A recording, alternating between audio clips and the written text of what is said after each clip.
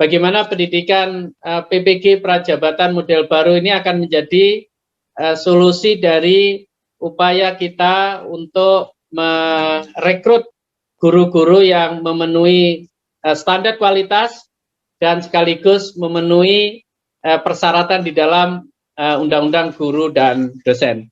Slide berikutnya. Jadi kalau saya gambarkan dunia pendidikan kita itu ibarat kolam, maka tentu kita ingin agar anak-anak bisa tumbuh kembang dengan baik, ibarat ikan-ikan yang ada di kolam itu bisa sehat dan besar, cepat besar, maka kita membutuhkan air yang jernih. Nah, kejernihan air itu kita gambarkan sebagai sosok guru yang berkualitas, sosok guru yang profesional. Nah, dalam rangka itulah Bapak Ibu, kalau guru yang mengisi di sekolah-sekolah kita ini adalah guru-guru yang tidak berkualitas, yang belum memenuhi standar profesi guru, maka ibaratnya seperti kolam yang kita biarkan air kotor itu terus mengisinya. Nah, bagaimana agar air di kolam itu menjadi bersih? Maka air yang masuk ke dalam kolam itu adalah harus air yang jernih. Nah, air yang jernih itu seperti apa?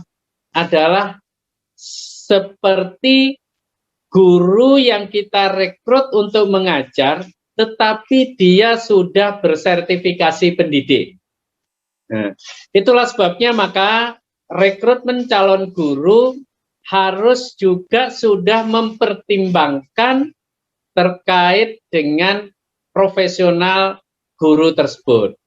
Nah, inilah yang akan kita lakukan, mengintegrasikan antara proses rekrutmen guru ASN dengan pendidikan profesi guru.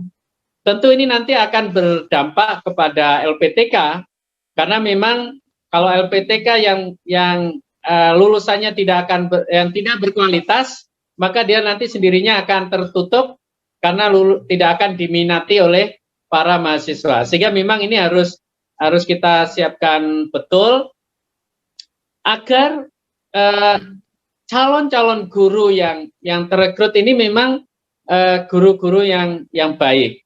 Dan untuk itulah kita akan mulai dari perencanaan kebutuhan guru di tingkat satuan pendidikan, dan kita sudah punya dari sistem Dapodik. Lalu karena ini kita undang-undang otonomi dan guru itu termasuk pegawainya pemerintah daerah, maka formasi harus diajukan oleh pemerintah daerah, lalu disetujui oleh Kemenpan RB untuk direkrut. Nah, seleksinya kita mengajukan agar seleksi calon guru berbeda dengan seleksi ASN lainnya. Nah, khusus untuk guru, maka kita harus sudah memperhatikan penguasaan konten, literasi dan numerasi, kepribadian, dan yang lebih khusus terkait dengan passion, ya, panggilan jiwanya untuk menjadi guru. Makanya di situ diperlukan ada wawancara, sehingga memang yang akan mengambil profesi sebagai guru itu memang secara jiwaan dia sudah menjadi guru, bukan menjadi profesi pilihan terakhir. Daripada tidak kerja, ya sudah jadi guru saja. Bukan itu yang kita inginkan. Maka itu di dalam proses seleksinya harus sudah kita terapkan, dan nanti ketika guru tersebut sudah lolos dalam seleksi, maka sebelum dia mendapatkan penugasan ke sekolah, dia harus mengikuti pendidikan profesi guru. Nah, inilah yang kita sebut dengan PPG Prajabatan.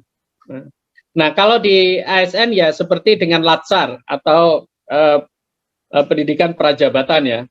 Nah, ini yang coba kita lakukan, dan tahun 2022 menjadi titik awal kita akan melakukan itu semuanya. Nah, ini sekarang sedang kita siapkan.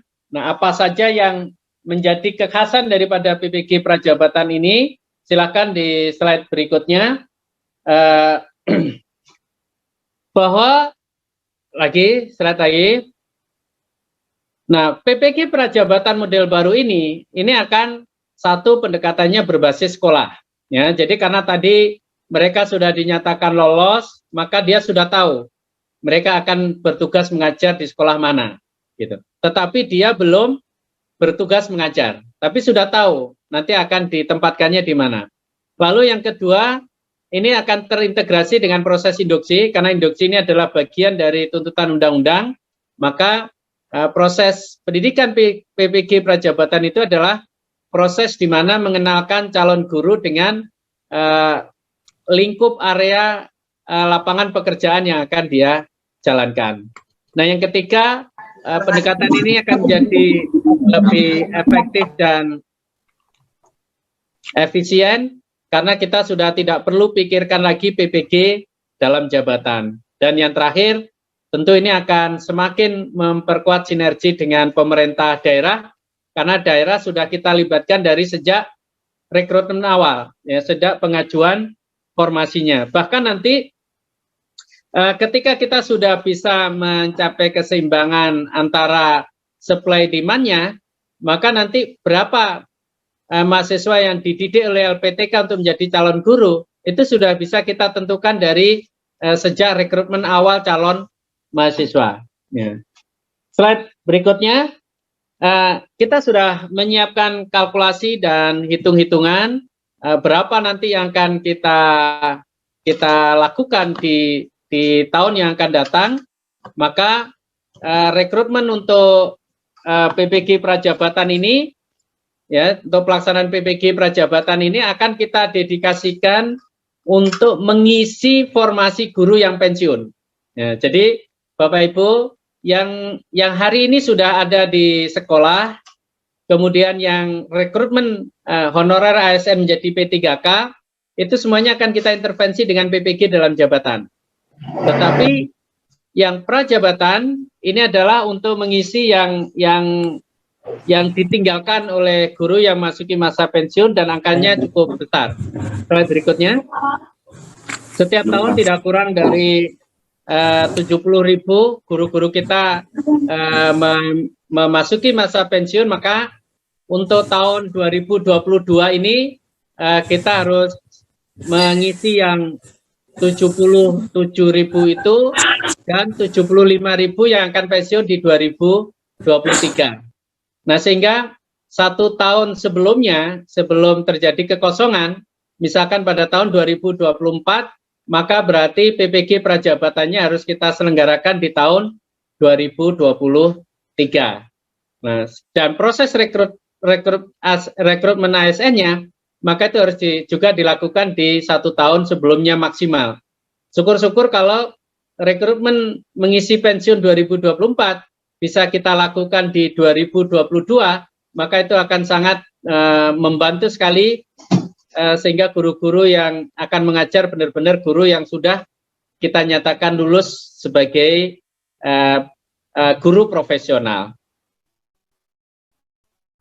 Nah, ini perubahan yang akan terjadi ke depan, sehingga memang nanti LPTK termasuk STKIP Al-Hikmah ini harus memang menyiapkan diri agar kualitas pembelajarannya itu optimal, sehingga kemudian para mahasiswa lulusannya itu bisa berkompetisi di dalam rekrutmen